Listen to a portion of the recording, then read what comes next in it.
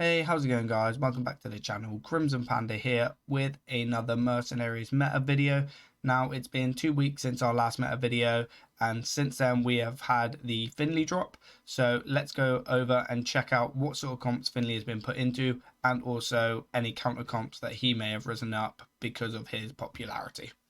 So today we're going to be taking a look at the MMR of all players, and then I'm going to filter it down into the top 10, all the way from the top 50. We're going to be taking a look at a few comps that might be new. We're going to be going by the game sample size, not necessarily the win rate, to see if there's anything new that might become the new meta deck. And also, this is on hsreplays.net. This is behind a paywall. I've paid for it to share with you guys all of the information that I'm going to be reading from here, so you guys don't have to go out and pay for it yourself. You can just come to the channel and there will always be something here for you guys to look at and comps for you guys to try. So with that being said, let's start. So we've got minimum games 100. So as you can see, some of these are going to be very, very borderline. As soon as it's hit 100, it's popped onto the site. So we got the MMR range at all players, and the first one here obviously is a Finley build. So this is a buff Finley build, so buff Murloc. So they have Brightwing, Elise, and Tyrion in their opener, and then they have Morgul, Finley, and Old Merc on the bench. The win rate is doing pretty well at 55.8. The equipments, we're running the necklace with Brightwing, Oasis, Ashbringer, and then the rod. Finley is running the one where the Murlocs get plus 10 health and the Explorers get plus 6. And then Bubbly Wand on the Old Merc.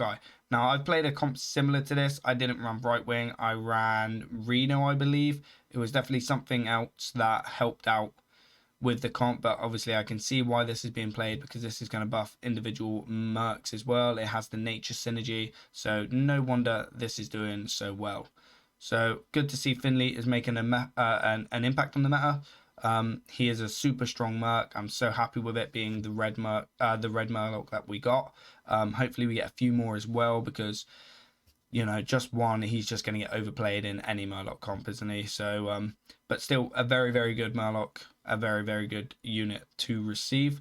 Next up on this list, we have the Trigor Dragons, by the looks of it, with the Arcane. So they're running the Trigor back with Razor Claw, Nefarian, Spare Parts, Reno with Death Rattle, and then it's Karen, Torrande, and Longzin. So Band of Bursting, the Recurve, and the Reincarnation. So this is actually a new version of a Trigor comp. It's only had 100 games played, and obviously it's using the synergy of the dragons to buff up the Longzin, and then it's using Reno because the Death Rattle and the choosing something to have to hit Reno is obviously super strong. And then the Torrande Longzin combo and Karen for those speeds seems to be doing pretty well, 57.5% win rate. Next up, we have a Reno Elise Uther comp.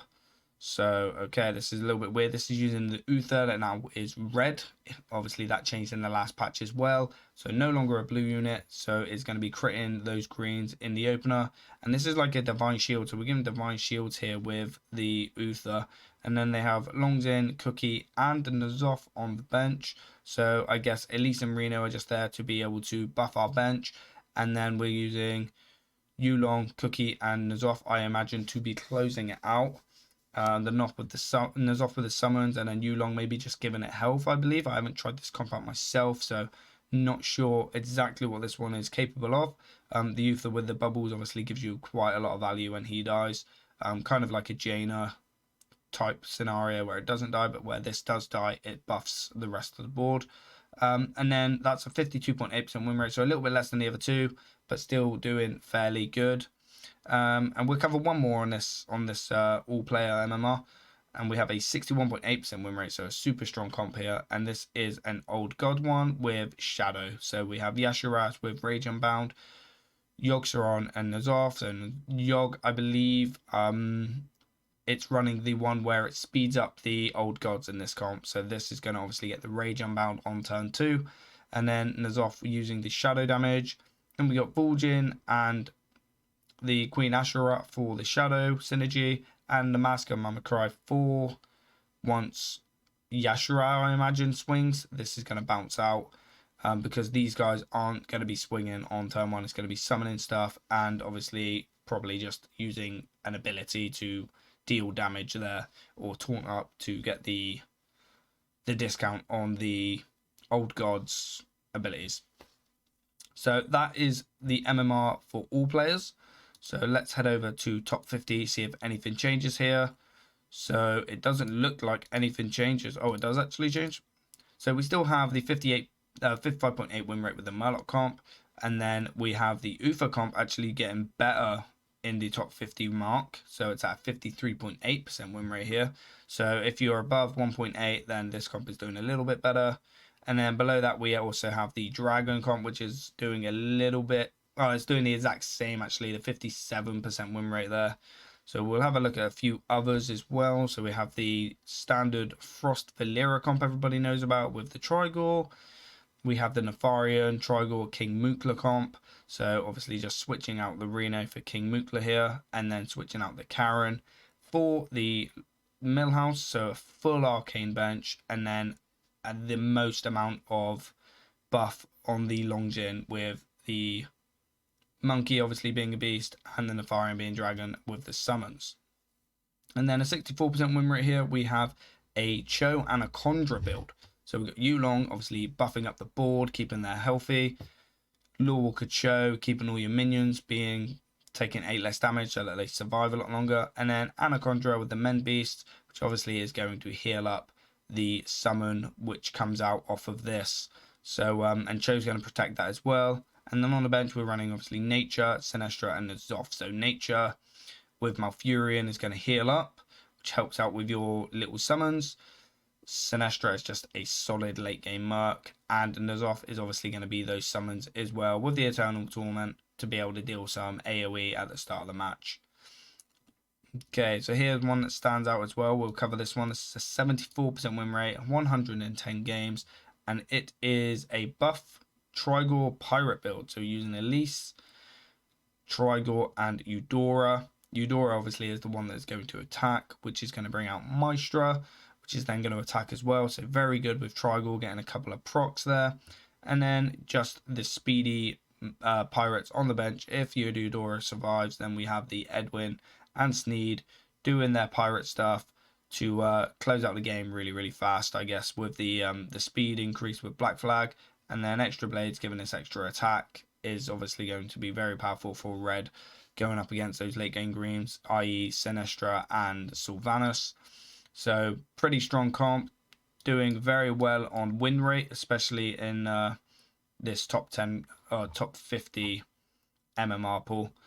So that is the trinkets, Razor Claw, and the cannon if you're interested, and then the mask, Black Flag, and Extra Blades for that comp.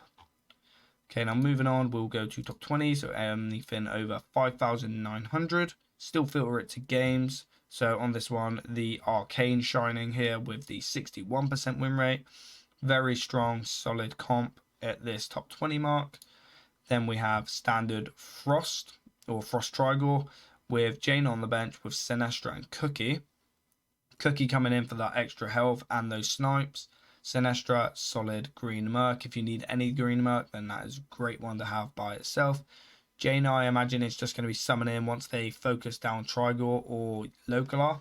But probably Trigor. I always decide to do it to Localar because the frost damage is just too much. It's more than the Trigor is, especially if you're going to be punching into Trigor and not getting that proc off on their side.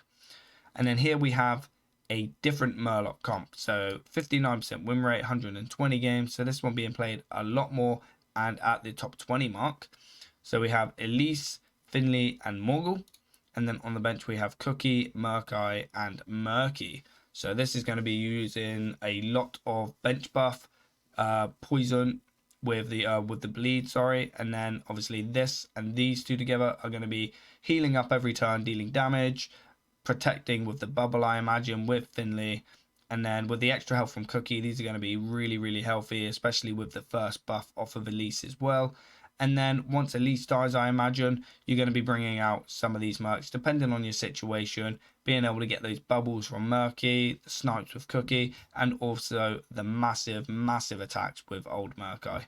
So we'll run through those equipment. So we got Oasis. Finley, once again, will be using the 10 health and 6 attack for Explorers. The Rod, Appetizers, Wand, and Slippery when wet for those Divine Shields to gain extra speed with the Murky. And then just below here, we have a 60% with the Summon Anaconda build again with the Malfurion. So doing a little bit better going up the ranks. And then a 71% win rate with a Standard Frost with the Tyrande and Bane combo in the late game.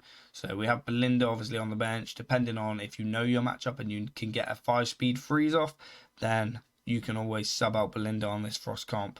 But the standard opener with Localar, Varden, and Jaina. So that seems about it. Oh, before I carry on, actually, I do want to showcase this build here. So 37.9% win rate is not great, but I absolutely love this build. I've done a video separately on it because of how much I like it.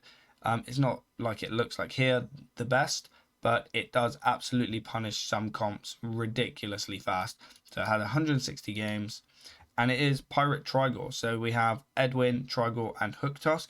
Now Hooktusk is a fighter at the start, which means you are going to swap roles with the first ability, making, hopefully, if you do it with a protector, them into a fighter, which Trigor is then going to crit, which is going to bring out Maestra, which is then also going to crit that or something else. Then Trigor is also going to damage that. So you get the double proc from the Trigor, the double hit from the 2 Mercs as well. And then you get to choose something to kill off with Edwin, either the Merc that it hits on the left or the right, depending on where Hooktusk goes. And then in the late game, the really, really fun part of this build is using Mr. Smite and Patches. So Mr. Smite is obviously going to use the onboard, so gain 6 attack if the friend is a pirate. And then Patches is obviously going to gain attack once a pirate attacks, and whatever pirate attacks is also going to gain attack. And you're going to do his 9 speed, fill the board with pirates and attack, which is going to proc Mr. Smite to attack as well. And he gains health on those attacks, and it just goes a little bit crazy, and it's really, really fun. So definitely recommend playing that, especially at the start of a new season as well, which it's really, really fun to play. So definitely jump on that one. And then finally, we will check out the top 10. So anything over 7,600. So we're still filtering it by win rate. Not by win rate, sorry, by games, because we want to see what's new and what's doing well being new. So we have the Anaconda then. So the Anaconda build with the Show Protection and the Malfurion late game for nature heals and speed. Looks like that is doing the best in top 10 as a new comp, with a 62% win rate with 100 games. So that's very interesting. My favorite pirate one up here, less win rate. Obviously, it's going to be a lot more experienced and skilled players, so they're going to know what you're going to try and do and try and counter it. So that's why I imagine the win rate has gone down there. Then we have the full arcane dragons. We have Shadow, so 54.2% win rate, not great, but this is a newer version of the Shadow. I imagine because they've added the local line to this mix instead of like Arena or whatever would be here originally, like a Shadow Merc to benefit from Vulgin surviving. So we have Yasharaj using the Mark, so this is obviously going to be using Kazdagus to summon 2 golems, gain as much attack as possible and try and wipe out as much and do damage. And Vulgin is there to increase the speed of that so that there is less chance for them to act before this combo goes off. And then because you're summoning Mercs with Kazdagus, that is where Sylvanas is going to death volley in the late game to hopefully clear up the remainder of your opponent's comp, or if not, just make it a tie so you don't lose any rating. Is there anything else that stands out? So we have another Murloc comp here, so 170 games, which is not a bad sample size considering Finley has just come out. So we're using Finley, Murky, and Old Murky in the opener, Cookie, Morgul, and Bane in the late game.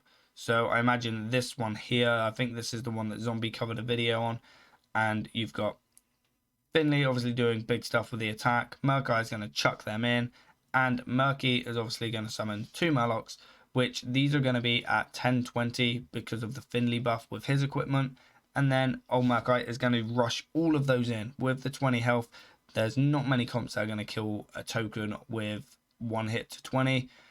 They're neutrals, so they're not going to take any crit damage, and it's quite hard to do that unless you get very lucky against a Shadow Yashiraj and they just wipe the board out with 3 speed. So, but that I believe is quite rare.